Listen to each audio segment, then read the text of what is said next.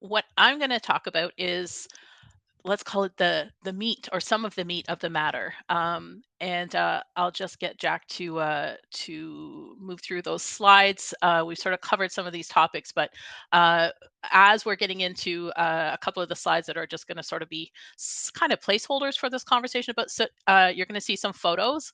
I haven't given direct credit on the photos because we've actually used them publicly and given credit before, but if you're on this call, you may see a photo that you've submitted to our office as sort of show and tell of what you've experienced. You may see those photos pop up on the screen. So let's start here with the big question. What is soot? Soot is a word that we're kind of using a little bit liberally and kind of interchangeably for what some other people might call particulate matter. Some people are calling it black carbon. These are not all exactly the same thing, but this is a term that we're sort of using as a catch all for that sticky, black or brown, schmutzy stuff that you're seeing on your homes, on your cars, on your outdoor furniture, on your pets, on your children, on your playgrounds. That's what we're talking about. That stuff. So well, let's talk about what that stuff is. And some of what I'm going to share with you is actually I'm sort of borrowing back from the motion that we wrote. So some of this language, if you've read the motion, will be a little bit familiar to you. Um, so what the soot is it's basically fine particulate matter. It is what experts call PM 2.5. So PM stands for particulate matter, and 2.5 refers to the diameter. So these are tiny, tiny, tiny, tiny, itty, itty bitty particles of matter. In this case, it's a form of air pollution. And why that particulate matter matters is because when it's 2.5 and it's that tiny, tiny little thing, uh, you can inhale it. You can inhale a slightly bigger particle, but when it's at 2.5, when you inhale it, it can go very deep into your lungs. So there is automatically a risk of health outcomes that we don't want. And that's one of the reasons why we care about this soot. Um, Another description that I found is that this is a sticky matter whose exact chemical composition depends on what is being burned. Basically, this is coming from incomplete combustion of fossil fuels. One more reason why we need to decarbonize and divorce ourselves from our dependence on fossil fuels. Um, what do we know specifically about the soot experiences that people across our Ward 3 and Ward 4 neighborhoods have had? And what is actually made up of that soot? Well, that brings us to the next meat of the matter. We don't know. We actually don't know specifically what is in the soot. Across, I would say, what is at least probably 40,000 households between the two wards, not to mention other parts of the city where folks are experiencing this. To my knowledge, the only about 4 households across 40,000 or so have been sampled in a way that we might actually have a chance of knowing what is comprised of in that soot. That's one of the reasons why we wrote this motion. Um, what we know is that one of the biggest components of soot is carbon. And if you want to know where does carbon come from, there are many sources, but the biggest producer of carbon in Hamilton is a company called Burla Carbon. And Burla Carbon is located in Ward 4. I say that because it's important to start to name the sources of this pollution. We don't know all of them, uh, but as we get closer to defining the source of this soot that we're experiencing, we are going to have to take the step that we regularly don't, which is to start to uh, call out or call in the sources of this pollution. And so I'm naming one of them. This is not to say that Burla Carbon is the sole contributor or the sole cause of the soot that we are experiencing. That's certainly not the case. But it's important to know what one of the big causes could be and where it could be coming from. Um, let's talk about how does this affect human health. This is another one of those questions that I wish I could tell you we have a neat and tidy, easy packaged answer for you, that we know exactly how it affects us. The truth is, we do in the abstract, but we don't in a concrete sense. So, in the abstract sense, I've already talked to you about this PM 2.5, the fact that this particulate matter, this fallout that we're seeing in our neighborhoods, can get into our lungs, into the deepest parts of our lungs. We also know, so that would affect obviously our lung function, pulmonary issues. We also know that PM 2.5 particulate matter pollution can affect every range of breathing. It can exacerbate heart conditions. There are cancer causing components because, as you may know, carbon based pollution is carcinogenic. So there's a wide range of health outcomes that we could be experiencing, but we don't know specifically what we are experiencing because we currently don't make that connection. This is a step that we have not yet made, certainly not from a local public health vantage point. We haven't directly connected the health outcomes, whether it's your physical health, some of those symptoms I've just described, or even your mental health. We know that there are direct links between poor mental and cognitive health and air pollution. We know that anecdotally, but we haven't proven that to the level that our current municipal government is going to take steps forward to address that issue. These are amongst many reasons why we want to bring this conversation forward with your help to the city's public health committee. What can be done about this soot issue, which is both a mystery and actually not so much of a mystery? Uh, this is a really fun question because it brings up the issue of who's doing something about it, to what extent, and who is not.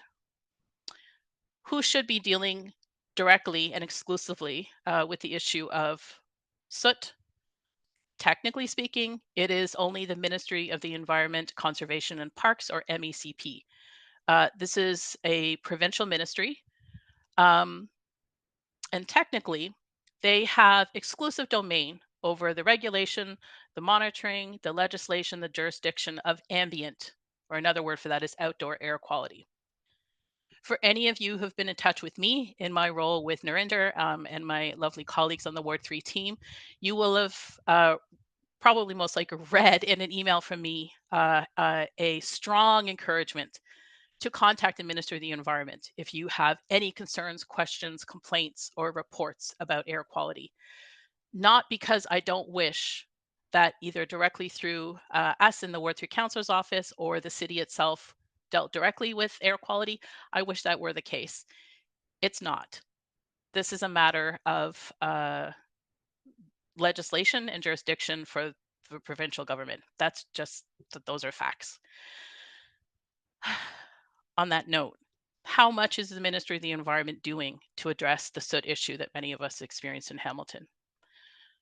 I don't think I'm going out on a limb to say not enough. That's not to say nothing. That's not to say nothing. But we have a long and sad track record in the certainly in the 5.5 years that I've worked with the Ward 3 Councillor's office of seeing very disappointing and sometimes dismal responses to our residents' inquiries and complaints to the Ministry of the Environment. Again, that's just facts. I call it like I see it, and I know that's what we hear back from our residents. What have we been doing about the issue? We have, and when I say we, I mean all of us as Ward 3 and Ward 4 teams, but particularly on the Ward 3 side, that would be me because I'm your Community Climate Action Coordinator. And I also want to shout out my colleague on the Ward 4 team who wasn't able to join us tonight, but Pascal Marchand, who's part of Tammy and Jack's Ward 4 team. She and I have worked very closely together to continuously call in and advocate to the Minister of the Environment on your behalf on this issue. Have we been heard as deeply and carefully as we should have? We haven't. We absolutely haven't. And that's why the conversation keeps coming back to us as advocates for you and your communities with the counselors, with Tammy and Narinder. We keep bringing this conversation back to the ministry and back within the sort of auspices of the city of Hamilton to see what more we can do because just simply not enough is being done. Before I move off this topic, um, I'm going to say one more thing about what more can be done. Uh, and that has to be a conversation that gets brought back to those companies to the extent that some companies, I named one already, we can hopefully name more in the future. The conversation has to come back around to public accountability for those companies who are contributing to this air pollution issue.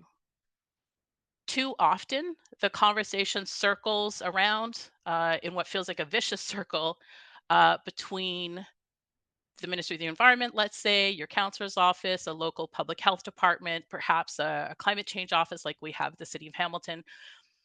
And the conversation kind of gets stuck there.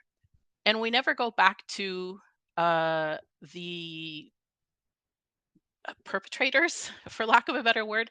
The conversation very rarely goes back to those people. Very rarely do we bring the conversation back to their proverbial doorstep and ask them to answer for the impacts they're having on our communities. It is my goal as a community advocate that we get to that point. But we don't get to that point before we situate this conversation solidly within the city. And that's one of the things we hope to do in this upcoming Public Health Committee meeting. So, Jack, if you want to move on to the next slide, and I'm just keeping an eye on my time because if you know me, I could go on forever. Um, so we have some pictures here on this slide that Jack has shared. These are just some of the pictures that Ward 3 and Ward 4 residents have shared with us. Um, and these pictures may be very familiar to you. You may be looking at one of your own pictures here. Um, I think what's important to know, if this is not something you've experienced, is that while we in the Ward 3 and Ward 4 offices definitely saw a peak in reports of soot around September of last year, of 2024, this is not anything new. And while some of these experiences and sort of a heightened experience of this soot um, might have been higher. These are not anomalous experiences. This is not something that just kind of came out of the blue and we've never seen it before and then it just suddenly went away. That's not the case. Was there a spike? Yes. Is this something that's completely outrageously unusual? No, it's not. Unfortunately, that's not the case. This has been a chronic issue. So it became a little bit more acute over a short amount of time. Um, and on that note, I will say that that was a time where we, as you may imagine, Pascal and I, with the support of Tammy Narinder, escalated our contact with the ministry to ask more and more and more questions. We still have not received thorough answers to our questions about what may have caused that spike in soot experiences or incidents last September. And it's now, if I'm not mistaken, it is March. So still don't have full answers. One of the things I am often remiss in not mentioning when we talk about health outcomes from soot. I spend a lot of time talking about human health impacts, in part because that's my job. Uh, but because there's an opportunity to have maybe a different kind of audience for this conversation, I actually wanted to mention some of the other impacts that soot can have on our natural environment, because that's all part of this living, breathing ecosystem that we're all responsible for. So I did a bit of more recent research just to be sure that I had really accurate information. And I wanted to share this all with you. So I talked about that particulate matter. That's what this soot is made up of. Um, and some great research I found says that these particles can be carried over long distances by wind and then settle in our soil or in our water. Depending on their chemical composition, the effects of the settling of this particulate matter could include making our lakes and streams and water bodies, everything from your biggest sort of large river basin or coastal waters right down to a local lake or stream, makes that water more acidic. It can change the nutrient balance in our water. It can change the nutrient balance in our soil. It can affect trees, forests, and farm crops. And for anybody, any of us who care about food sovereignty and food justice, from your local backyard veggie patch, like I have at my house, thanks to my mom with the green thumb, to your community garden, right up to a bigger garden that could be feeding us. Uh, this particulate matter is going to have a negative impact on that. Um, and it also affects the diversity of our ecosystem. So I just want to toss that in there. And it's a good call in to me to remember to also bring in all these other living organisms and relatives into the conversation that I sometimes forget. Um, I'll end, I think, on a conversation about what more can be done. Uh, and I'm going to leave it sort of planting, uh, pardon the pun, because I'm talking about food stuff and, and agriculture. I'm going to plant the conversation back within the city of Hamilton. When we talk about what more can be done, could the city of Hamilton be doing more to address this issue, even though, even even if uh, ambient air quality is under the jurisdiction of the provincial ministry of the environment? Could the city of Hamilton be doing more? In a word, yes. Yes, it could be. While there aren't necessarily a ton of examples within the province of Ontario, and again, this is a provincial ministry, there aren't necessarily tons of examples of other cities or municipalities in Ontario that do more to directly address air pollution on behalf of their residents. There are some cities that do. So, where sometimes the pushback against whether it's counselors' offices, like our teams, trying to lead these conversations, um, or pushback to residents who are reaching out directly to the city, asking them to do more. Sometimes the easy silencing of that conversation is to say, "Oh, we got to throw our hands in the air. Sorry, this is the Minister of the Environment. We can't touch this issue." There are some legislative sort of rules that prevent the city from doing more, but that doesn't mean that there aren't gaps.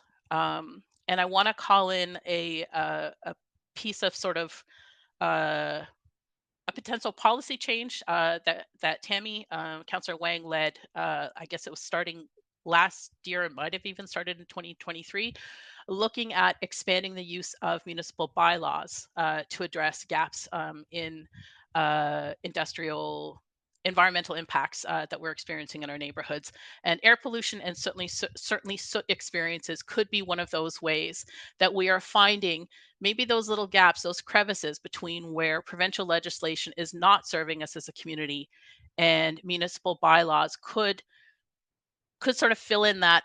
I'm picturing that spray foam. I don't know if anybody can go with that image with me, but where we can do a little bit of spray foam to fill in those gaps where our different levels of government are not currently protecting us.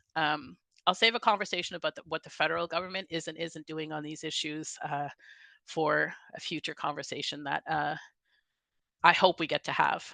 Um, I think there was one more slide. Where are we with the slides? Jack, do you mind moving on to the other slide? I think I've covered it. I think there was one more slide about who's doing what.